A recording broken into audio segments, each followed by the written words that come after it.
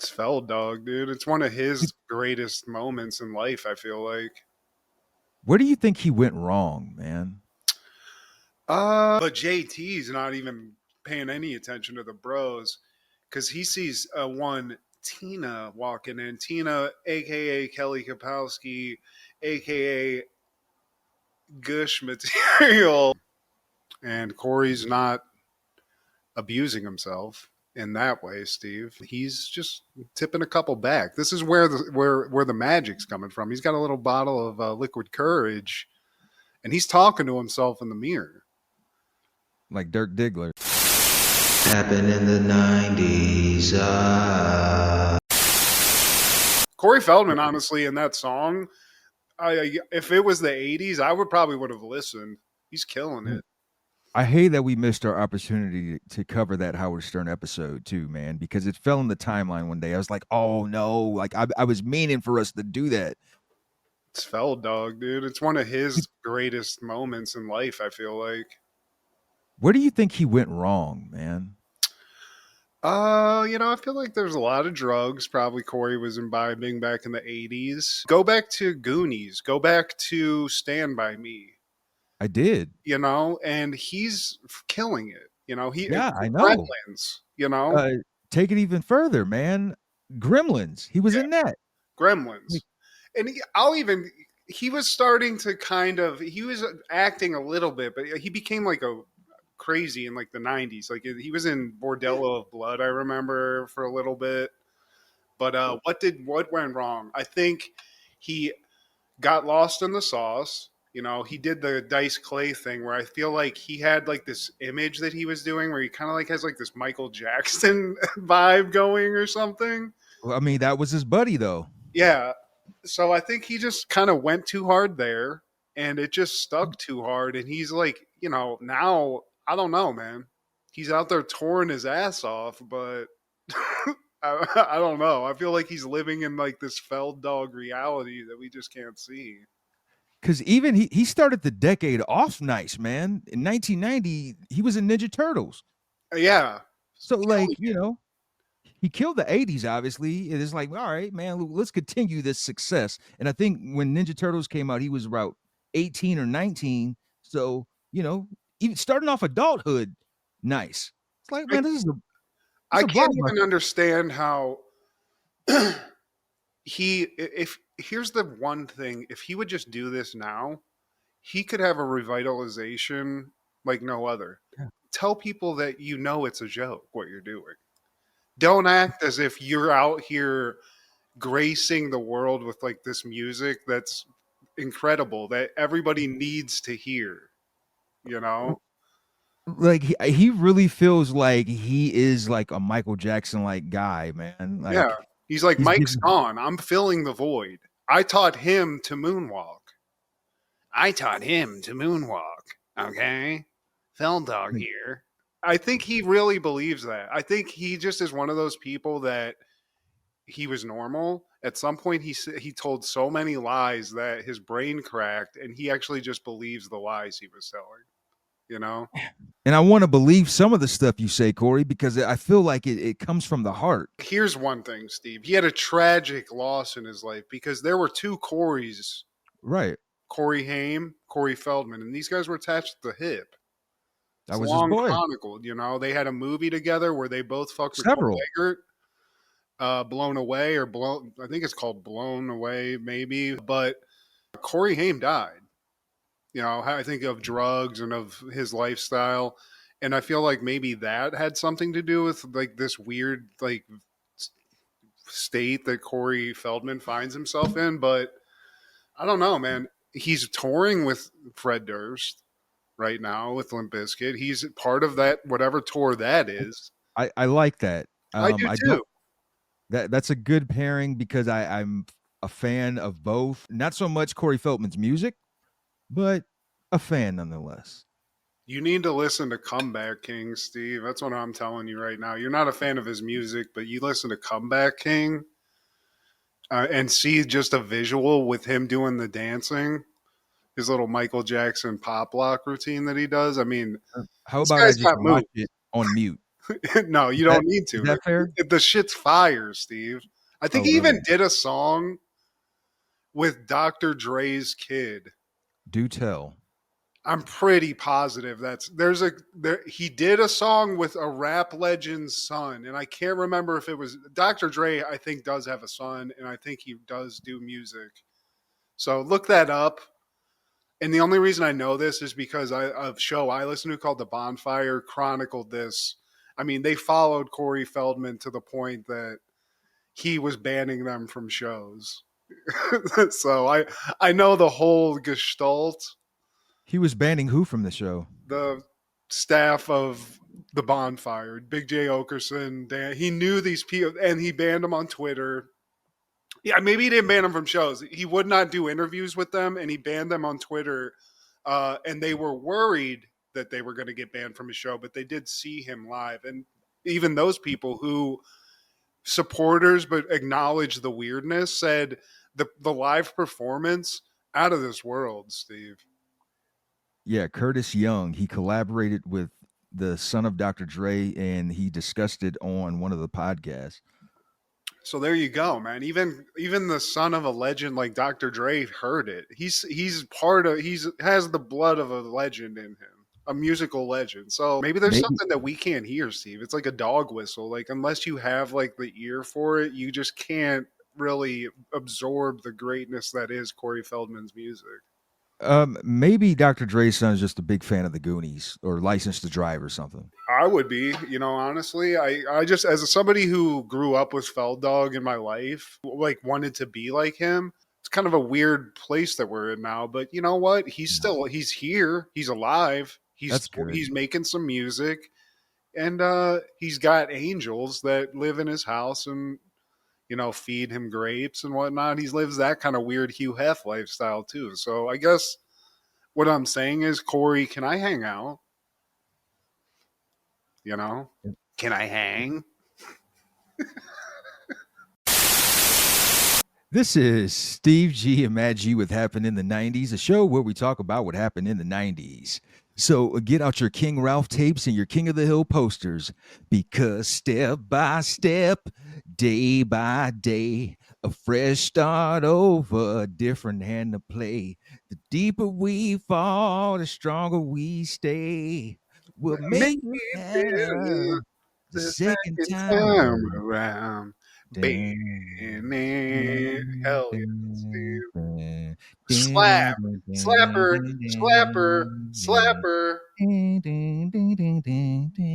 I mean, who that guy? I think we know that this person was involved in many of these theme songs. This guy knows music, Steve, just like Corey Feldman. But see, there you go with the Corey Feldman music.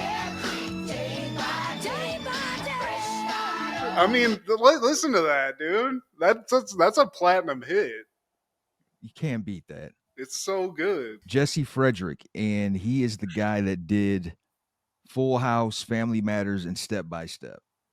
Killers. I mean, does this guy get some kind of I don't know, like honorary Grammy, Peabody, like some Medal of Honor? I don't know. Can we get him an award? Today, my friend, we're talking all things 3-6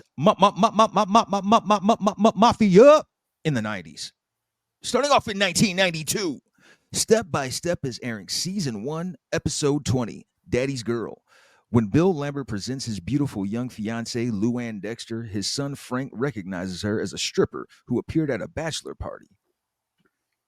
We have a couple other things in this too, Steve. Not only do we get a little dirty old man syndrome. Yeah. I'm feeling like a dirty old man because Kelly Kapowski is in the house. The GOAT. I'm here for the side story. And this is where you gotta just respect JT and just being a dude, just trying, Steve, because he has no business talking to Tina. He doesn't have any business, but you got to. You got, like in that case, you just have to shoot your shot. And You your have to. stepsister is homegirls with her? Man, please. I mean, I know you were extra feeling Randy in this because Whoa, Stacey yeah. Keenan and fucking Kelly Kapowski in one room together, Steve.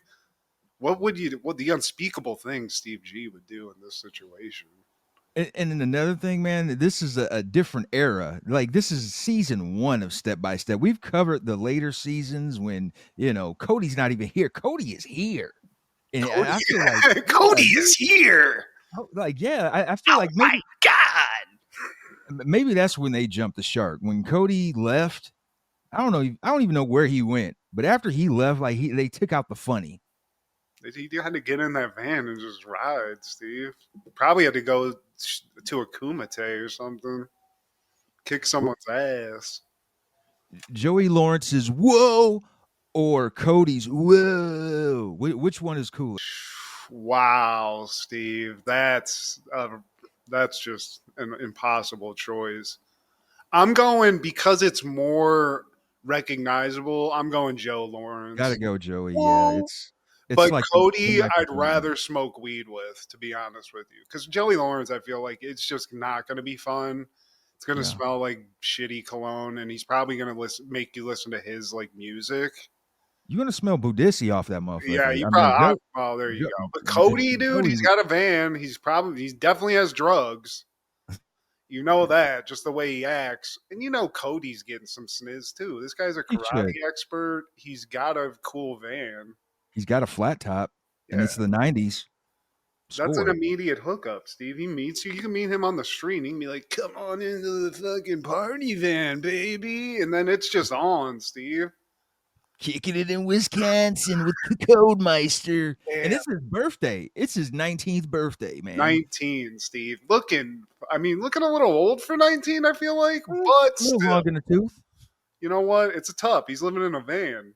Not even by a river, Steve. He's just by his uncle's house. Yeah. Man, that's tough living. Van life in Wisconsin? Like, what happens in the wintertime, Cody? You in there doing sit-up? I guess he's just generating body heat in there. The kids do a little surprise for him for his 19th birthday. He's like, whoa, what happened between ages 16 to 18? Whoa, dudes. Whoa, little buddy. It's a little early to be doing this. But yeah, dude, it's Cody's 19th. He's waked and baked, obviously. But at least the kids know it's his birthday, because he has nobody else, dude. He's in a van. Because they love their cousin. They respect him. Mm-hmm. And I forgot the extended full version of this song. It's fantastic.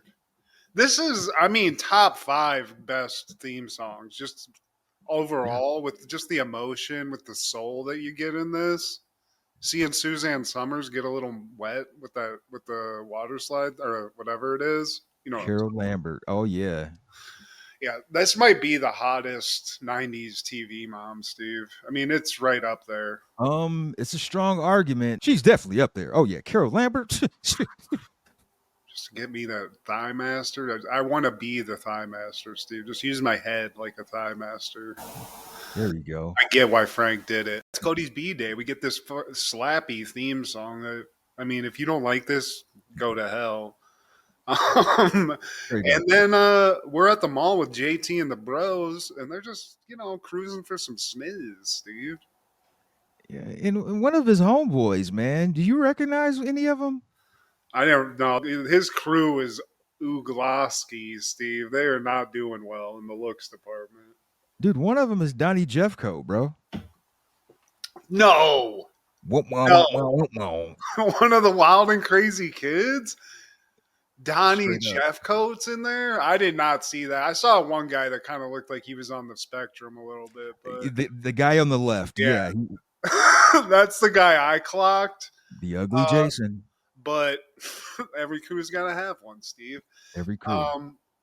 But JT's not even paying any attention to the bros because he sees one Tina walking in. Tina, a.k.a. Kelly Kapowski, a.k.a. Gush material, and he sees that there might be a way he might be able to get a little intro because his stepsis is, I guess, buddies with this new chick. Yeah, he sees Dana pull up to her table and starts talking to her, and he's like, "I found my in." Oh man, I mean, this is way out of your leagues, JT. Again, but this is you got to learn this lesson, and you got to try because you never know. Like Maybe you the said, chick's got man. bad eyesight, and she just thinks you're a heartthrob, whatever. But Dana's Dana. Stacey Keenan, she's hot, she's conniving, and she says, "You know what? I'm not even going to mention the fact that you have no chance, but I'll make an intro. But I'm going to need you to be my slave for a week." And JT's like, "You know what? I was ready to eat her poop, so I guess just doing some chores for you is fine too. So whatever I got to do, let's get this intro going. Thank you." By the way, you're only my stepsister. I mean, if you want to come to my room one of Yeah, these days, dude. If you I got in can. 2020s, that's just a straight. That's like the most popular form of porno now, Steve. Is Get a it? little Cruel Intentions going. I I mean, get it. She's we're hot. not blood related. Huh. I mean, they're not even paying attention. There's like 8 other kids in this house. Let's get out of here. Let's go into Cody's van for a little bit. And let's play house. Let's play doctor. So he's not going to say no to that deal, a straight intro. He doesn't even have to do, this is a slam dunk as far as he's concerned. He can get any woman, Steve. So he thinks. I'm back at home. Carol's trying on some clothes because Frank's dad is coming to town. She's never met Frank's dad. She's just worried, and I don't know why. She's looking fantastic.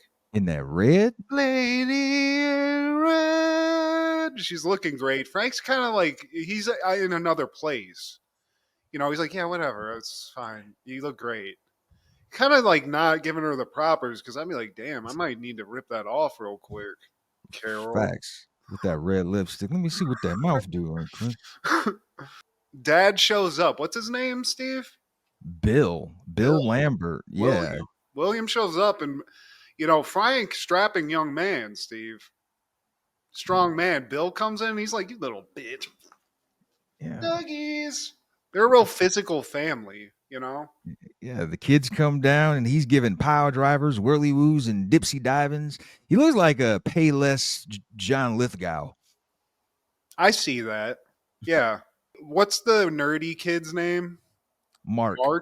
He spins Mark around a little bit. Mark's not used to all the physicality, and he has to go puke up in the bathroom, I believe. Yeah, he's the Fergwad of this universe. It's been a while. So Frank and Bill sit down on the couch.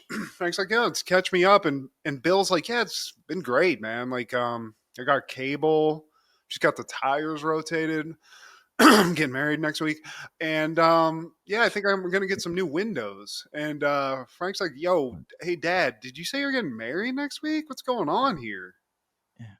Have we even met this girl? Like, I haven't met her yet. And then as soon as he says that, you hear a ring at the door. And it's Luanne Dexter. What Midwest name? Yeah. Luanne Dexter. Thinks it's going to be some elderly woman. He's like, is it Mabel from church? Is it Esther? Saying all these old, pre-Civil War era names. And Bill's like, well, actually, she's right here. So he opens the door. She kind of looks like the redhead chick from The Mask, like Wish.com. Like, not as hot as that chick. You know who I'm talking about, Steve. Oh, I was thinking the wife on Coach. She does look like the wife of Coach, for sure. Craig Teva's definitely hitting this. But Frank immediately, I think what you think in this episode is like, oh, he's kind of weirded out she's so young. Because it's like basically his new mom is his age, which let's give a quick just applause break to Bill because he's getting some young sniz. Shout out to William, man. Yeah, dude. He's fresh off a divorce. He's getting his dick wet. And to be honest with you, this woman's a joy. Steve, she loves the cookies. She's easy to talk to, but there's just something Frank's like, Luanne, like, I don't know if was she on a commercial? I can't put my finger on it, but there's something I don't like about this. And we find out that William met her at a truck stop. Like, bro, you marrying a lot lizard, dog? Damn, bro. Damn, bro. Leave that out. Say a parking lot. That's better than saying a truck stop, Steve, because I immediately thought lot lizard. And then we cut to JT, and like he's doing these errands for Dana. He's got her books from the library. He even shopped for some pantyhose, and he gives it to her. Apparently, it's the wrong size pantyhose, the wrong kind of pantyhose. Yeah. So he has to go back. So he's already living in hell doing this shit. He's not telling anybody why, but everyone else in the room other than Dana's like, what's going on here? And Al's like, wait, Al being the young one, the young girl who ends up being the hottest chick in the whole family. At this point, she's just like, everyone's kind of getting used to each other. And she's like, I don't like all this getting along shit. This shit's lame. Like, JT, we're supposed to, like, this is NWO WCW. This isn't the McCoys. Yeah. So that's happening. But then we go to later. The night's going great, Steve. Everything's fine. You're meeting your new stepmom, and there's been no fist fights. There's been no drama at this point. But still, Frank's like, there's just something off here. She comes in to help with the dishes. And as she's passing, Frank's like, oh. And he looks, he's taking a full gander, Steve. Oh, yeah. It's not even, he's not even trying to hide the fact that he's just looking at that tush. And as she walks away, you can tell, oh, shit. Damn it, the hell I knew your face was familiar to me. Man, back in the day, your wife just sucked the meanest. Well, I know you're a lucky man. He knows. And I'm thinking, damn, did Frank hit this? Yeah. Did the young calf give like, is he Eskimo Brothers with the old bulls, Steve? No, that's not what it is. Thank goodness. He's like, oh, boy, I got it now. Oh, I got it. I saw her at Bob Hackett's bachelor party. And then Carol asks, what was she doing at the bachelor party? What would any woman be doing at a bachelor party, Carol? But I get it. You're blind. Yeah. She was the girl that jumped out of the cake wearing a cake. Yeah. And Carol's like, are you sure? He's like, yeah, I'm 100%. But I can't, I'm 98%, but you're right. Maybe it's not. But I do remember this one thing. She laughed. It sounded like a death rattle. It was insane. So all I got to do, being the charming young man that I am, just make Luanne laugh. And if she is who I think she is, we're all going to be covering our ears. That old Lambert charm. It's obvious. Both men in the Lambert family are showing off some pretty nice arm candy here, Steve. Yeah. Got to be honest. They're batting 1,000 right now. So Carol's like, "Oh, you're gonna make her laugh? Okay, well, this is gonna take a while. Like, we only got a couple hours here." So we go into the living room. Frank's, he's trying to tell dad jokes. He's just like, nothing's landing. Luann's just sort of like, oh, that's fucking weird. These cookies are delicious. Here's your coffee. You want it leaded or unleaded? And then Carol, like, she mentions how good the cookies are, and she's like, are these home baked? And Carol's like, of course they are. That's what the person at the store told me. And Luann you would have thought Rodney Dangerfield was in front of her because she starts losing it. And the laugh, Steve, it's Fran Drescher to the 10th power. It gets weird almost. It sounds. Have you ever seen Joker, where he has a disease where it's painful to laugh? That's almost what it seems like. You're fine. But anyway, it's unmistakable. Frank's like, that's her. That's the chick who gave my buddy a blowjob in the bathroom at that bachelor party. So now he's feeling stressed because he's like, I got to tell my dad that his soon-to-be new wife is a woman of the night, Steve. She's an exotic dancer. And later, as they leave, they hear that laugh again. Will is like, isn't that laugh cute? It's like, yeah, he's lost, Steve. We've all been there. When you date a chick and you talk about her with your friends and you're like, she's hilarious. She's just fun. She makes me laugh all the time. She knows all this cool stuff, and it's not that. He's whipped right now, Steve. He's got this young tenderoni. I don't blame him. He just wants to get out of there and just get in bed. I get it, Bill. And then after they leave, Carol asks, like, why can't you just sit down and talk with your dad about it? And Frank is like, we can't talk about this kind of stuff. We talk about sports, we talk about hunting, but we never talk about anything personal. Yeah, that's not the vibe, It's not now. if it gets personal, we get uncomfortable and then somebody has to leave. So Frank's losing it, cut to the mall, and now this is JT's moment to shine. This is it, Steve. The hype music. If this was an NBA game, you'd be hearing dun, dun, dun, dun, dun, dun, dun, dun, dun. He's getting ready. And Dana pulled some strings. yeah, dude, she called it a favor in. She called a couple favors in, and it seems like she might have lied a little bit because she's like, "Look, you gotta just sound smart. I've told her that you're one of the smartest people in the world. Like, I forget what the exact lie is, but just go with it. If she says something, go with it. Play it cool." And so Tina shows up and she says to JT, "That's really cool what you did last summer. You started working with those apes in Africa." And, Oh yeah, yeah. He's not a good actor, Steve. Because he's very, I mean, this guy's a goon. Because he's like, yeah, just a couple of monkeys. Hey, he's very Andrew Dice Clay, like a Guido. Yeah. And Tina, she's like, I was thinking, this is, you're not expecting this hot chick. You're like, we're going to the mall, this, that, or the other. We're going to go shopping. She wants to go to the art museum, Steve.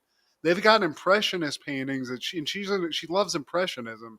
And JT's like, yeah, I love impressionism too. I do a hell of a slice alone, if you know what I'm talking about. Hey, Adrian. Yeah. Tina's not, you can tell this ain't gonna go anywhere, but he got the date, Steve. I mean, Dana did her part. She didn't say he was gonna get laid. And back at the house, we see Frank watching the game with his dad. Carol comes in as they're watching the game, and I think Frank's dad calls out somebody stripping the ball. And Carol says, "Oh, is he good at stripping? Is he a good stripper?"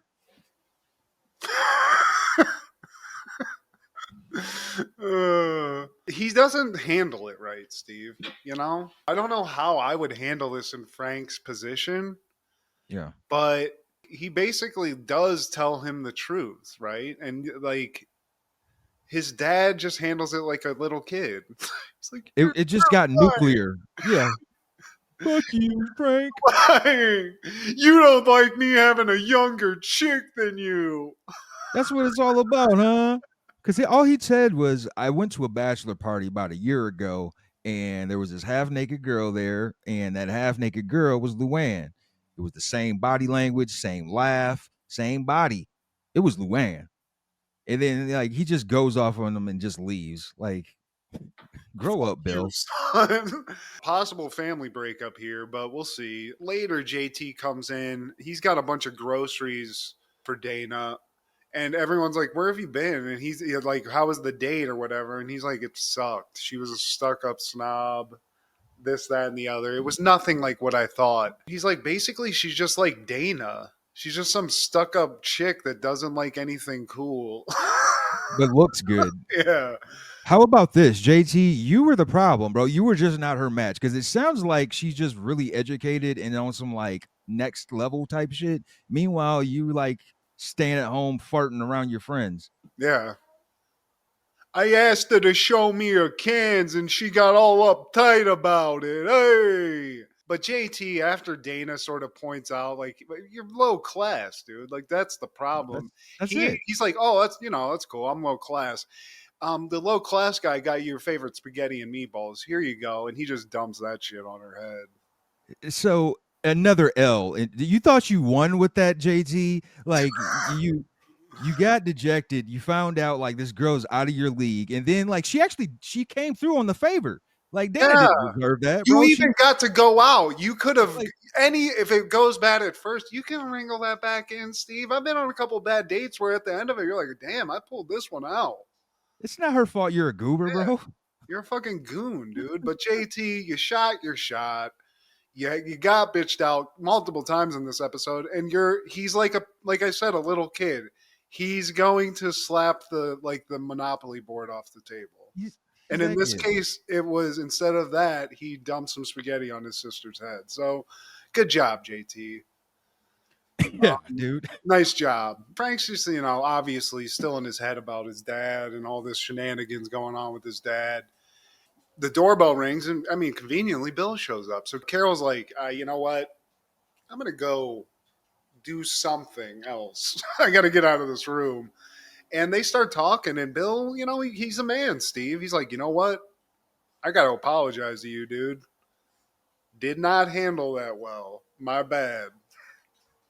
He basically asked Luanne if it was true, and she said it was. When they first met, she didn't think anything of it. But as time went, she felt like she didn't want to lose him, and she was afraid to fess up and own up to her past. And she's quit, Steve. She's not stripping anymore. She's going to school. Right. Is this a players club sitch? That's what I'm thinking. You know what I'm saying? But Bill's convinced of this, and I got to be honest. I'm skeptical too. I got some skeptical hippo eyes here, but right, you know what? Frank's like, you did what you needed to do. You got peace of mind. At least she admitted she was a stripper. At least she did that. Yeah. You know? There's some grace. And also, Bill's like, we're going to hold off on the whole marriage thing. Because she was kind of lying. So I got to still get to know this young lady, but Dad's going to get some puss, kid. But what's worse, son, I didn't believe you. But Frank, he flips it. He's like, you know what, man? Half the shit you told me when I was little, I didn't believe either, man. So we're even. Yeah. Yeah. So Frank and his dad both just set up just to live a great life and get their dick sucked by beautiful women for the rest of their lives. They like this honesty thing, They like it a lot. And they just decide, he's like, you know what? Maybe we should just continue this. Like, let's continue the honesty. And they sit there in silence for a second. And then Bill's like, is there a game on right now? This is exactly what happens with me and my dad. We're just like, yeah, life's tough. Put Food Network on or stop. We got to get this silence. It's killing me. But we never see Bill Lambert again because he probably fucking killed himself. No, he's in like Tahiti just getting blown, Steve. He dropped Luanne after a few weeks and was like, wait, I can go younger than this? No, he found out that Luanne told a half truth again. Like, she stopped stripping, but she was still turning tricks on the weekend. I'm doing burlesque, Bill. It's different. It's like, bitch, I'm stripping. She was giving them for fatties. She was doing that gawk gawk hawk tua on Saturday nights when Bill was asleep. Yeah, I mean, it's not going to go well, but you just got to enjoy it. Like, as a guy who's old now, if I did get divorced and then my rebound was just a stripper, that's exactly what you want to do in life. Now I even remember your name. They should call you Jawbone. On that same day in 1992, Gladiator premieres in theaters. Tommy Riley has moved with his dad to Chicago from a nice place. He keeps to himself, goes to school, and however, after a street fight, he is noticed and quickly falls into the world of illegal underground boxing, where punches can kill. Directed by Rowdy Harrington, starring Cuba Gooding Jr., James Marshall, Robert Loggia, Ozzie Davis, Brian Dennehy, and John Hurd. I mean, it's a lot. There's a lot of stars in this, Steve. I wasn't able to watch this with the link you provided. I just never got around to it. But, it looked interesting. And I do like the idea of a kid's underground fighting ring. Like are they like high school kids, you said? They're high school kids. And I remember this being on HBO. They would show it. It was a part of that rotation. I always love, like, in boxing matches, it's not realistic the way they punch, like the way they're laying into people, like they're like video game punch. Like, nobody's doing that in real life. Rocky fighting. Yeah. Like, yeah. Yeah. I like the lineup though. And I mean, dope lineup. Is it good? Is the movie good? It got bad reviews, but I liked it as a kid and as a Saturday afternoon watch. I think it's watchable, man. It doesn't have a complete happy ending, but the good guy wins in the end. Brian Dennehy, he's a fucking monster. In one scene, he uppercuts Cuba Gooding out of the ring. Brian he does? Yeah, he's like the overlord of this underground boxing thing. Like, he's kind of like the Don King, and he takes Tommy Boy's dad's whooping kids' asses. He's laying into motherfuckers. I love that. Yeah, it's a Brian Dennehy that you never seen. But R.I.P. to him. A lot of legends who aren't with us anymore. Ozzie Davis, John Hurd, and Robert Loggia. The Loge. Yeah, And he Cuba plays Gooding Jr. I and mean, I know he's Cuba, still alive. Cuba's still alive. He's maybe gonna fine go actor, through man. stuff. Like He's he's great. kind of apparently a weirdo, but Yeah. that's Hollywood for you. On that same day in 92, The Lawnmower Man premieres. A simple man is turned into a genius through the application of computer science. Directed by Brett Leonard, starring Jeff Fahey, Pierce Brosnan, Jenny Wright, Jeffrey Lewis, and Dean Morse. The only reason I like to call attention to this movie is because Jeff Fahey. This guy's a legendary actor, dude. Right? He was used like a lot in like this era of movies. He was just kind of like a guy on the side. Obviously, in this, he's like the villain. Yeah. But he's a great actor. Robert Rodriguez used him a lot, like in the 2000s. I'm kind of pulling for Jeff Fahey in the movie. Like, maybe if I watched this as a kid, I'd feel like, hey, Pierce Brosnan, kill him. But it's Pierce Brosnan's fault. Like, this is the monster you created. This is your machine, and like you destroyed him. Like, people have died because of your machine. I kind of look at it a different lens. Like, you're supposed to be the protagonist, Pierce Brosnan, but like you kind of started the shit. Yeah, I mean, it is weird. He is kind of the villain in the movie, but he is the protagonist. But yeah, this is a good movie, like for what it was. Never one of my favorites. I didn't know that Stephen King was like originally credited on this, and then he hated it because they butchered what I guess was his real story. Yeah. And I was like, take my name off this immediately, which you got to respect. And he won a lawsuit. Like, they paid him handsomely for this, man. And for $10 million, that's pretty steep for an independent movie. Very successful, man, because they multiply that in the box office. They ended up making 150 out of a $10 million budget. Yeah, and I feel like this was one of those like early movies that maybe if they made this now, it would be different. But like they were just so limited on what they could do because it involves like a lot of like CGI and like computer stuff, and yeah, there just wasn't really a lot of ways to visualize it. So when you watch it now, it does look very bad, but it looks dated. Yeah. I think it was kind of before it's like that ahead of its time. It kind of like fills in that same like remember that movie Denzel did, that Virtuosity movie. Virtuosity. I feel like they pulled it off better, but this was I think came before that. So shout out to everybody involved. This was a fun sleepover movie because I remember watching this a lot when like on sleepovers when I was a kid. Yeah, you kind of fell for Jeff Fahey, man. But check out Jeff Fahey in a lot. I mean, he's in man, what's that movie that Planet Terror? He's like he's like the barbecue guy in that in Robert Rodriguez's movie. On that same day in 92, Meatballs 4 premieres. Ricky is the hottest water ski instructor around, and he has just been rehired by his former employer to whip up attendance. But the camp is in serious financial trouble, and the owner of a rival, more popular camp wants to buy them out. Directed by Bob Logan, starring Corey Feldog, Jack Nance, Sarah Douglas, and Bohesi Christopher. Should have left that out. It's a terrible movie, Steve.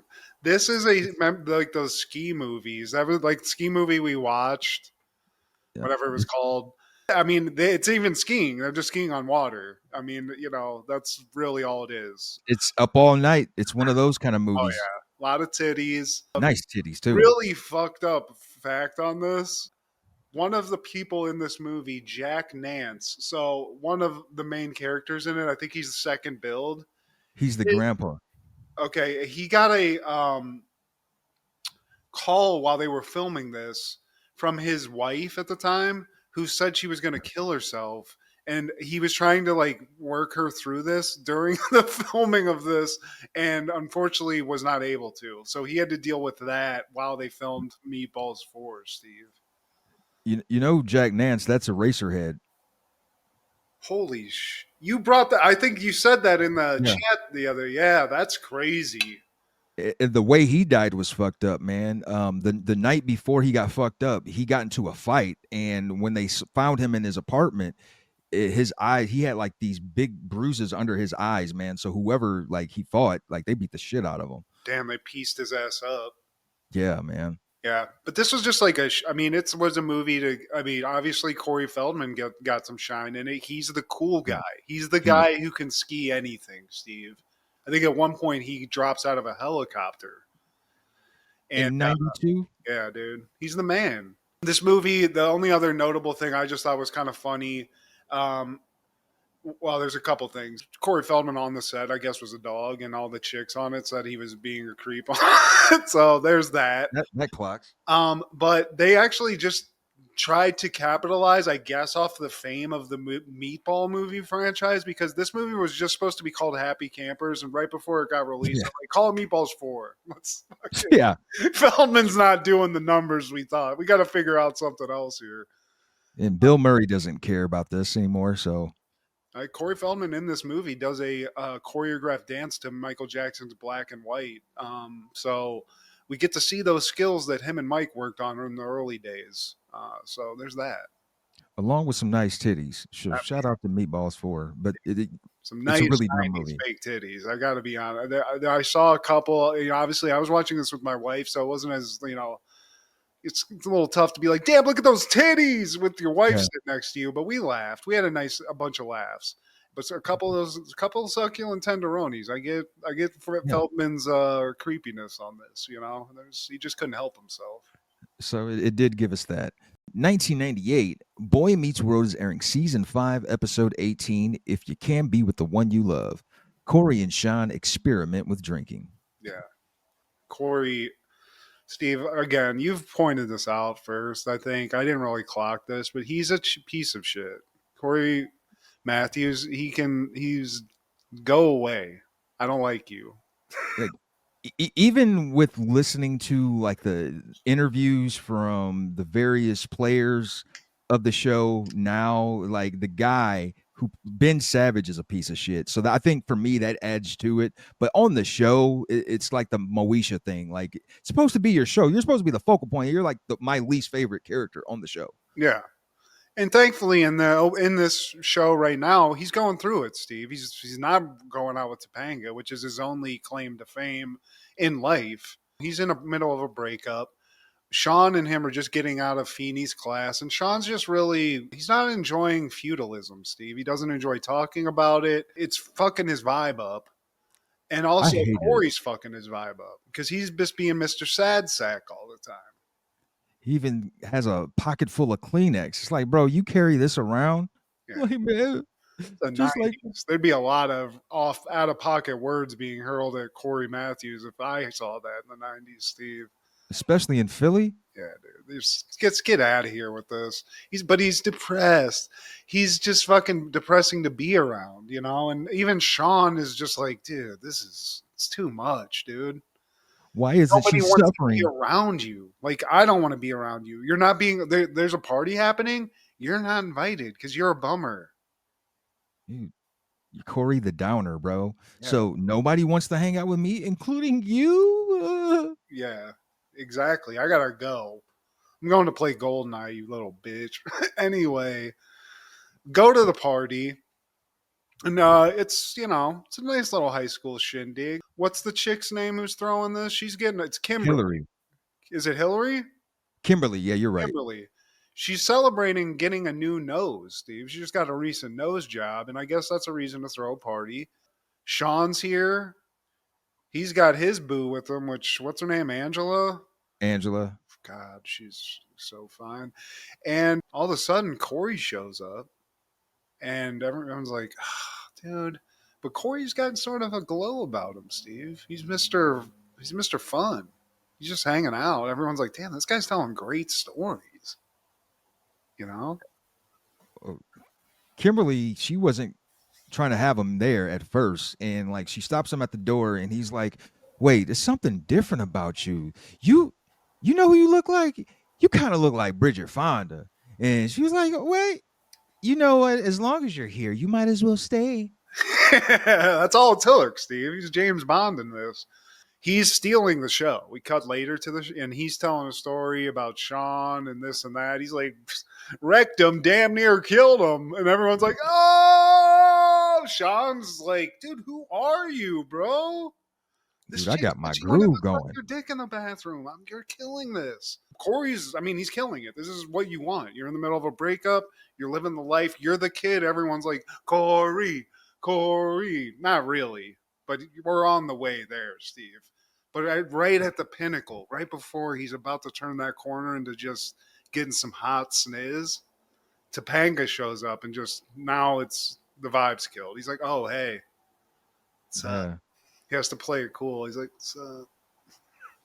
She even brings him down further. Like, Cory, you really look not cool right now. Yeah, it's like, okay.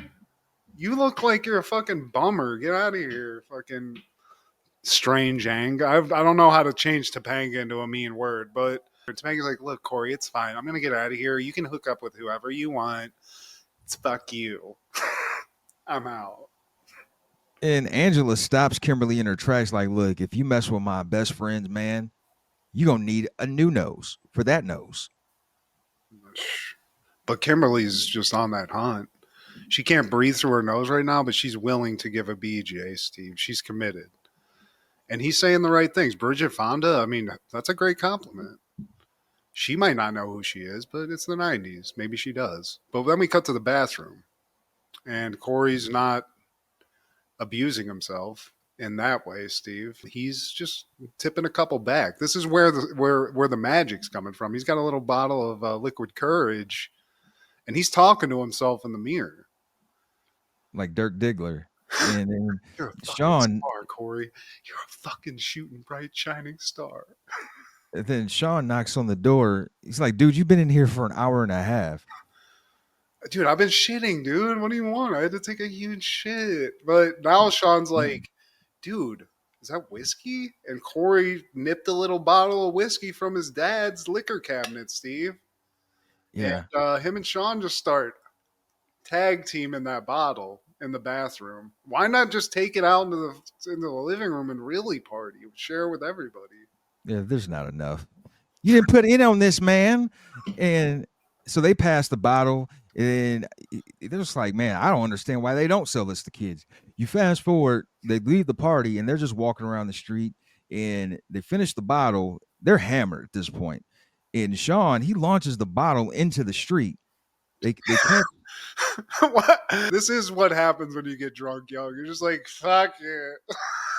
Fuck yeah. Why? Cory pissed on a cop car. They're talking about that. He's like, dude, I can't believe you're Cory Matthews. You pissed on a cop car. It's like, I'm the fucking man, dude. Fucking fuck everybody. And now these are just two good boys gone bad, Steve, because they're outside of a liquor store. And instead of just minding their own business, they see a guy who looks like a homeless dude. And they just start chatting up a homeless guy, Steve. Like, man, you know what? You stink, but here's some money, man. You think you can go in and get us some booch? I mean, he does it great. I mean, not great to walk up on a guy who's obviously homeless and just lost in a lottery ticket and is pissed, and you're like playing the lottery, bro. Like, you're lucky you didn't get stabbed, but he's like, look, dude, here's $10 or whatever. Go buy yourself a 6-pack and get us a little something extra on the way out. You know, he plays it cool. And the guy's like, what are you, fucking a cop? He's like, no, I'm not a cop. He's like, well, am I? And the guy's like, I'm just kidding with you. Give me that money. And he goes in, buys whatever bath salts or whatever the fuck he can get for $5 in there, Steve. Comes out and buys these little ragamuffins a 6-pack. They're just hanging out and having a sixer, Steve. And they crack one open, and like right as they're taking their first sip, the cops pull up. It's like they were waiting on them the whole time. This is the one funny line that got me, though. Cory was like, plays it like Jurassic Park. He's like, if we don't move, they won't be able to see us. And he's not a T-Rex, Cory, you fucking idiot. Right. Cut the commercial, cut back to home, and Mr. Matthews, Cory's dad's bringing Cory and Shawn in. Fresh from the fucking police station, Steve. This is not how you want to spend your evening as an adult, you know? Mr. Matthews is heated. Yeah. Apparently the charges were dropped because there are no prior charges, no previous convictions or anything. But still, the dad at this point, he's giving me American History X vibes. Yeah. And he's like, look, I know what the fuck happened here. Shawn, you're a piece of shit. You're fucking bleeding over into my kid, making him do bad shit. I'm sick of all this. I'm sick of your nonsense, you little homeless fucking bastard. I mean, he doesn't say that, but he's going in. Yeah, he's laying into him. And Shawn, to be completely frank about it, is handling this like a G. He's like, you know what, dude? You're right. I did it. So I just wanted to make your son was being sad. I just wanted him to be happy again. I want to have him have some happy juice.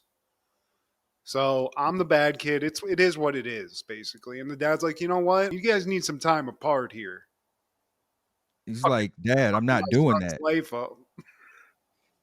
Cory, this isn't an option. And he's like, you know what? Shawn's like, it's fine. You know what, Cory? It's cool.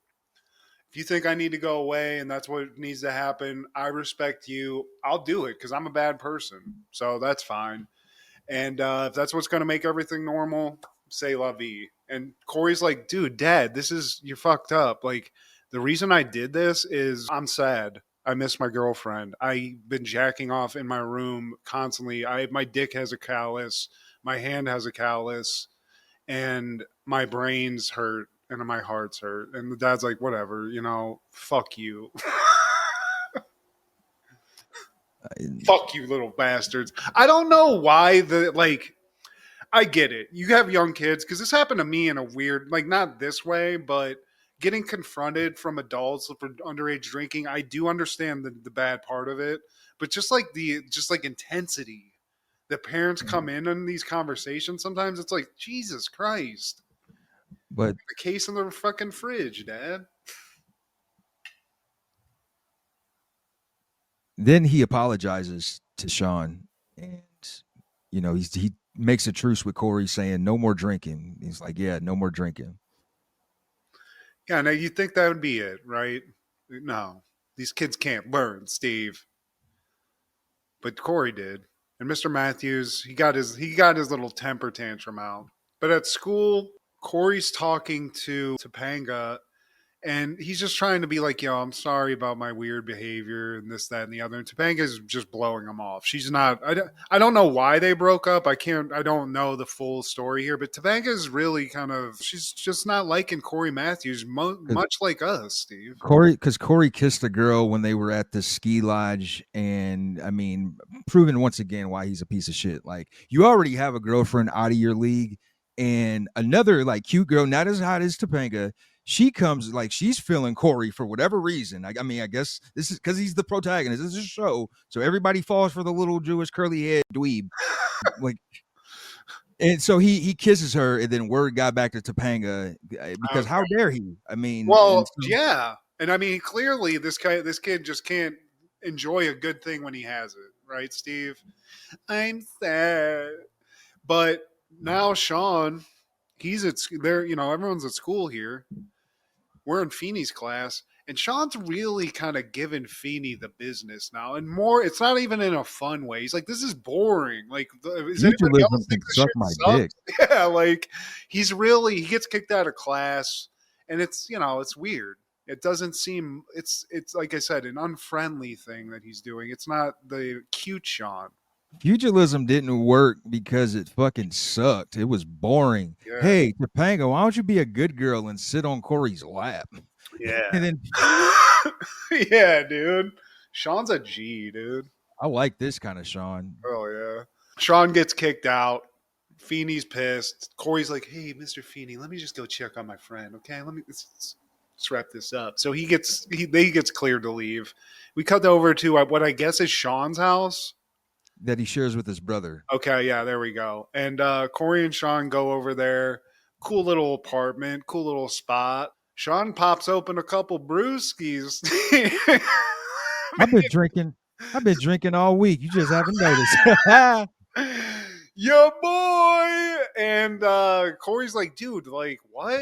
Are you sure? He's like, dude, fucking stop being a chick about this. Why are you counting how many drinks I'm having? These things taste delicious. Get your hands out your beaver, puss. You know what's great with these too? If you have some pills and you eat the pills with them, you feel even more fucked up. It's great. It's the best. Trust me. Shawn's brother comes in, and this is another Lawrence. What's his name? Matthew. Yeah, Matthew Lawrence. This one I feel like it might have some mental issues that I've seen recently, but Matthew Lawrence is in the house, and he walks in and is like, yo, what the fuck? There's just beers out. He's like, dude, what are you doing? It's like fucking 2:00, and Shawn's like, dude, why is everyone being such a bitch? I just like this stuff. It makes me feel nice. Yeah. He's a full-blown alcoholic, Steve. And then the girls show up and they hear part of what Jack is saying. They're like, Shawn, you been drinking? You got a problem? No. I just like the way it tastes, okay? I wish everybody would get off my case. Yeah. And Jack's like, look, dude, you know why this is a problem, right? Like, we're both brothers. We have the same dad. That guy was an abusive piece of shit. He was a drunk. You do not want to get into that. And as soon as, like, Shawn hears something bad about his dad, he, like, snaps and is like, yo, don't talk about my dad.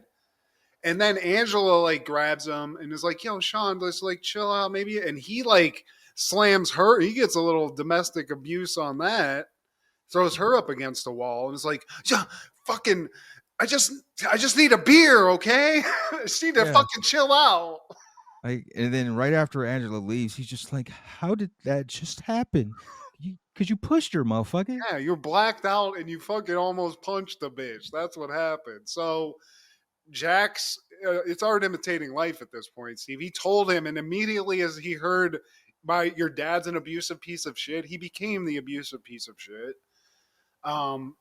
Angela's on the outs. We don't know what's going on there, but we go back to the Matthews house.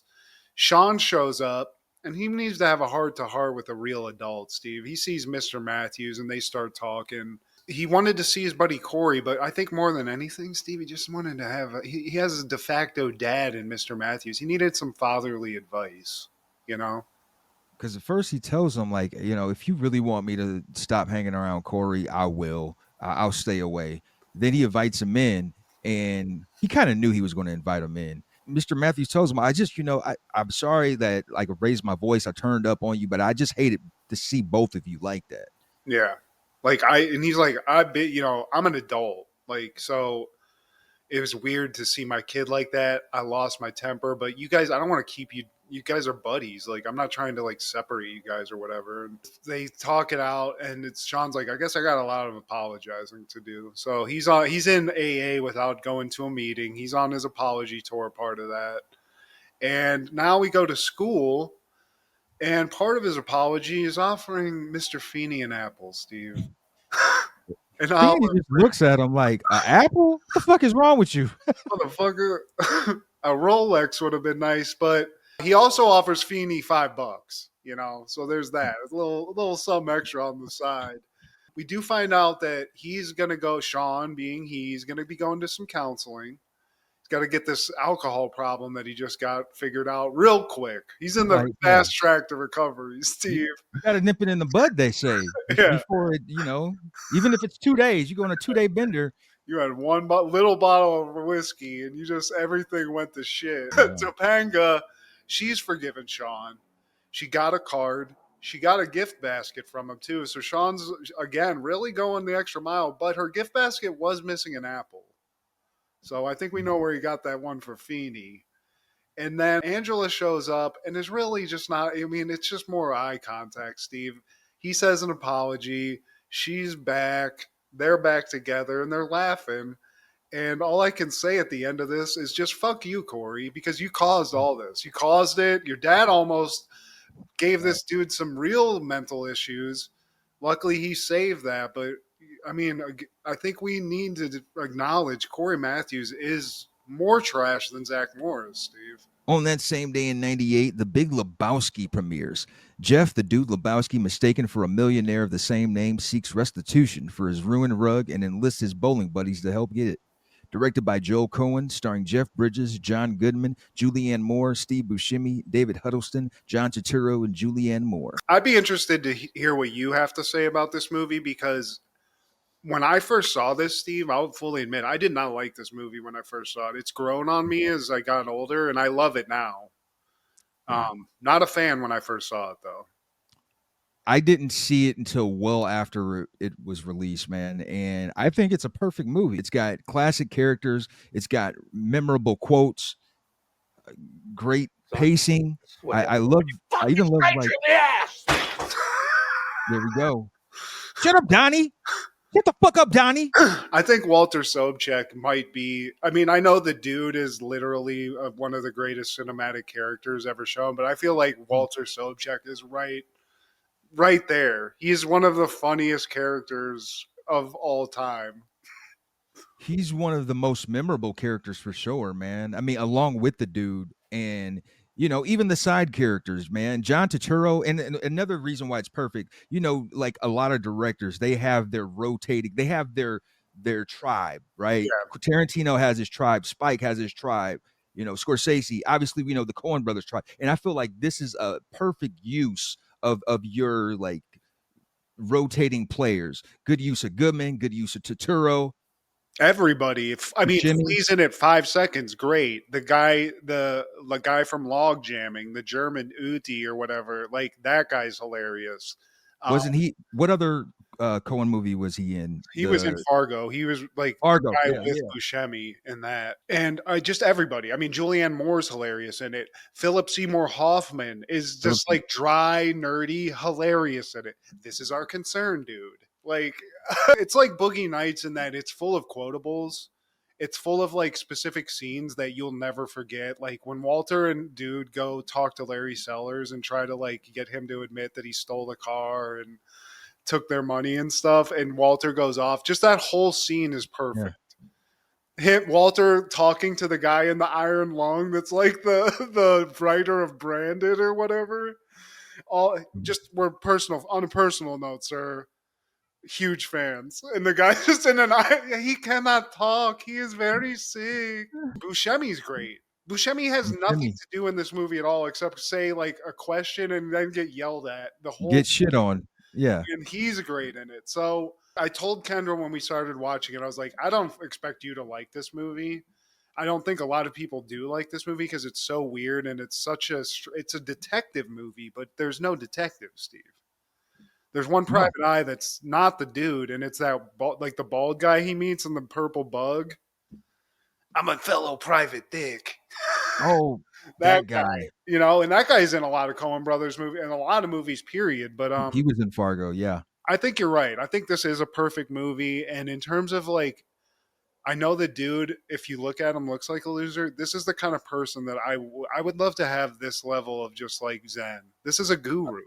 A lot of people feel that way, so much to the point where there's an actual religion based on the dudism.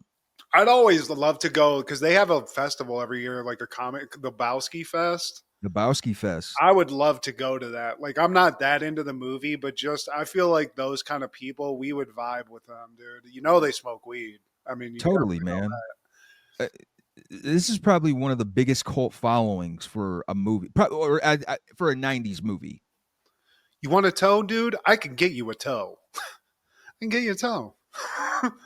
Fuck it, dude. Let's bowl. I mean, it's such a zen. I mean, it really is kind of a movie about being zen too. Because even Walter Sobchak, when it gets to its worst, like the guy he has a mantra. When the going gets bad, he's just like, "Fuck it, dude. Let's go bowling." Like that's their happy place. And can't leave out Flea. I like the cameo from Flea as one of the nihilists, and the Reverend that we talked about recently from Martin. He's one of the officers. Yeah. Richard Gant. He's just sitting there looking angry, holding the little bowling pin pipe. Yeah, I wouldn't really hold out too much hope for the tape deck or the Creedence. Man. Yeah, great acting. It's a great movie, and this is to me, honestly, like when I look at the Coen Brothers like catalog, this probably is my favorite movie of theirs because it's, I don't know, it's not as like inherently like serious. Like there's really no stakes to it, and it's just like funny as fuck, Yeah, I mean, it's like a day in the life kind of deal. You're following these characters around. It's the dude, man. The dude abides, Steve. That same day in 1998, Hush premieres. Newlyweds move to the family thoroughbred horse ranch, where the husband's obsessive mother resolves to get rid of the new daughter-in-law. Directed by Jonathan Darby, starring Jessica Lange, Gwyneth Paltrow, Jonathan Shaish, Nina Falk, and Hal Holbrook. This movie is weird, Steve. I've seen this movie. I did not watch this for the show, but this is the one where the mom wants to like basically take the baby from Gwyneth Paltrow and like just be the mom, basically. Yeah, and replace the daughter-in-law. Jessica Lange plays the evil like mother-in-law, and it's a very unhealthy relationship she has with her son. She for years she lied about the death of her husband.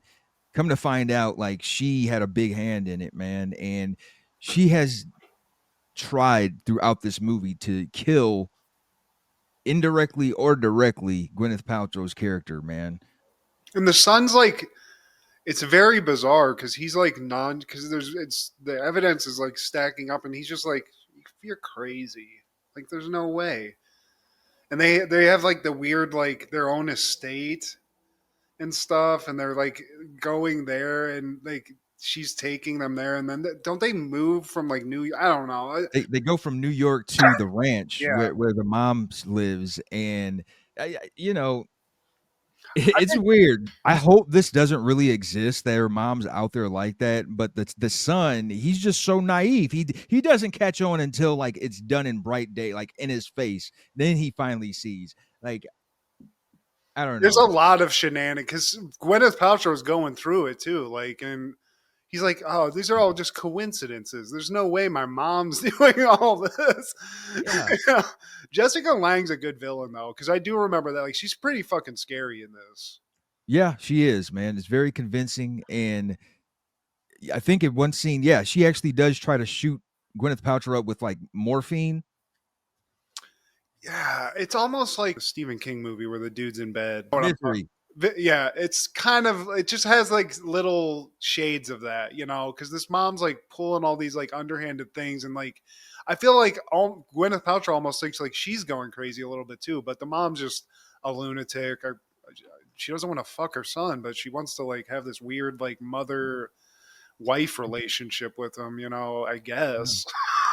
Very weird. I felt weird kind of watching it, man. On that same day in 98, Twilight premieres. A retired detective accepts a simple task, unaware that it will tear open old, forgotten, but deadly wounds. Directed by Robert Benton, starring Paul Newman, Susan Sarandon, Gene Hackman, James Garner, Stockard Channing, Reese Witherspoon, Giancarlo Esposito, and Liev Schreiber. There that man goes again. Esposito and Liev Schreiber, those two guys ended up being like the hitters now. Like, they're still around. Yeah, dude. I don't remember this movie though. I was gonna watch this one. I didn't get a chance. I was more into seeing a little bit of U.S. Marshals, but this one, it's Phil. I mean, Jesus, there's got to be a bunch of Oscars between all these actors. I would think. I don't want to put on the spot, but there are 4 winners. Paul Newman, Susan Sarandon, Gene Hackman, and Reese Witherspoon, and 2 Academy Award nominees, James Garner and Stockard Channing. that's a powerful name, Stockard Channing. I love that name. And like, shout out to Paul Newman, another Ohio legend, man. Like, he plays this badass like hitman for hire kind of deal. Susan Sarandon, she's always been hot to me, especially in this. Like, her and Paul Newman get it in, and then like the husband dies. Like, Paul Newman's basically living in their outhouse, and in one scene he's fucking Susan Sarandon. So while they're fucking, they get an alert the husband is about to die, and Susan Sarandon, she rushes into the house to check on him, and she's wearing Paul Newman's shirt. And then like that's when shit kind of gets tangled. He realizes, like, as he comes to, he's like, bitch, why are you wearing that shirt? And then like it becomes a whole thing. Smell like pussy. You smell like sex. Who are you fucking? It's a pretty good movie, man. You see Reese Witherspoon's titties within the first like 2-3 minutes. I appreciate that. Hey, okay. Really nice, but wow, good job, Reese. 2 titties out of 2. Okay, I like that. Yeah, man. And Liev Schreiber plays like this weird boyfriend of hers, but yeah, like the star power is just crazy in this movie. Yeah, this is it seems like this would be like one of those movies that's like an Oscar movie with all the talent in it, but I just don't remember this one. But it seems like something I would enjoy. I think like the pacing to me, it didn't work for me all the way through, man. But it's worth a watch. Okay. On that same day, U.S. Marshals premieres.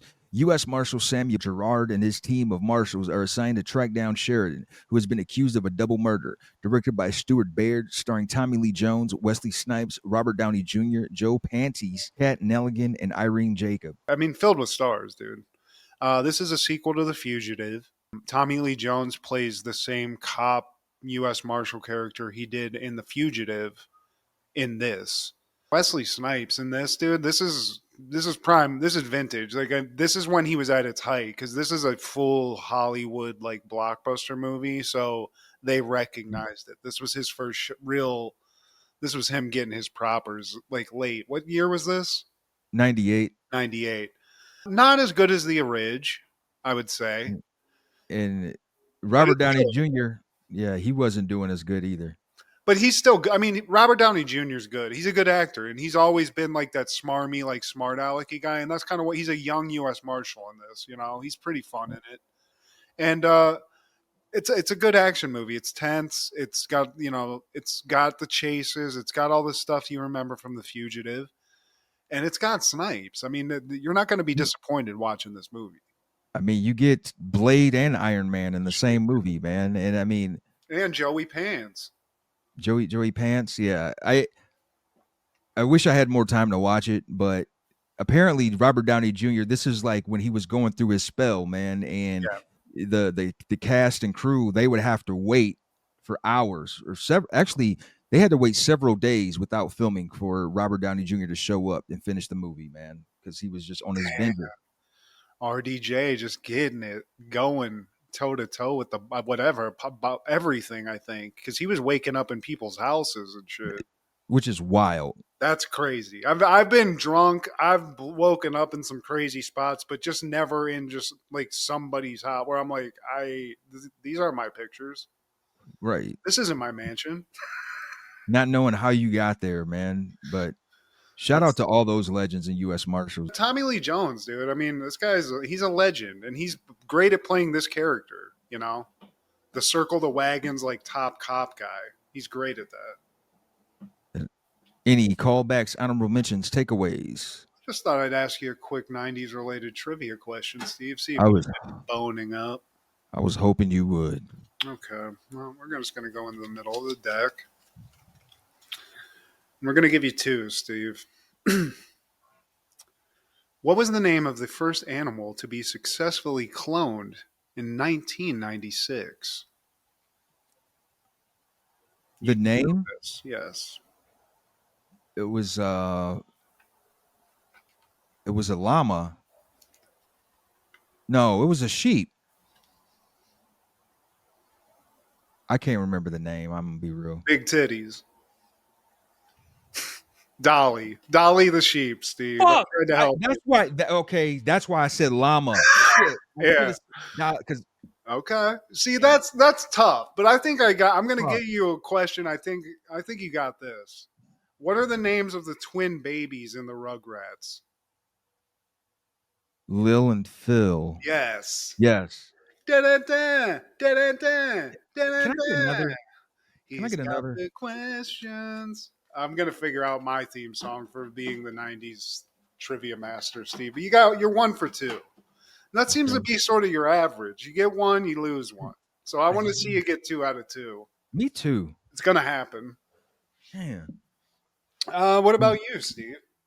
And all I got, man, 1993, X-Men is airing The Unstoppable Juggernaut, and that one we are introduced to Colossus as well as Juggernaut. Juggernaut, one of the coolest looking villains. Dumb. You think so? I think he looks cool. And if you didn't know this, Steve, related to Charles Xavier. Okay, I didn't. That helmet, man, it looks like the penis coming out of the I mean, it's definitely penis. He's like a real girthy dick. And I mean, really, he's doing what a girthy dick should. He's just plowing through anything in front of him. You can't stop him. He's the unstoppable. That's literally his power. Once he gets going, you cannot stop him. I mean, in this episode, he was wrecking shit. I'll give him that. He was tearing shit up. He's Juggernaut, bitch.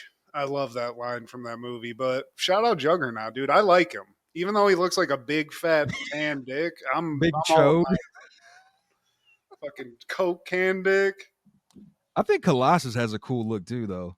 Colossus is cool as fuck. Colossus, part of one of the coolest tag team moves in comic book history, where he takes Wolverine and throws him like a dart at shit. I forget what it's called, but it's notable. They actually did it in the movie, but it's one of my favorite tag team moves. Nice. I like them Ruskies. Please like, share, subscribe, and comment. Please tell your sister, we'll make it better the second time around. Bitch. Check out Food Show Fanatics, Crushgasm on Wednesdays, and our guy Clark the Shark on podcast. So this is Steve G and Mad G. Happened in the 90s. Matt was the fat kid, Steve was the flat kid. Life wasn't always great, but you know what was? The 90s. Happened in the 90s. Yeah! This is what happens when you fuck a stranger in the ass!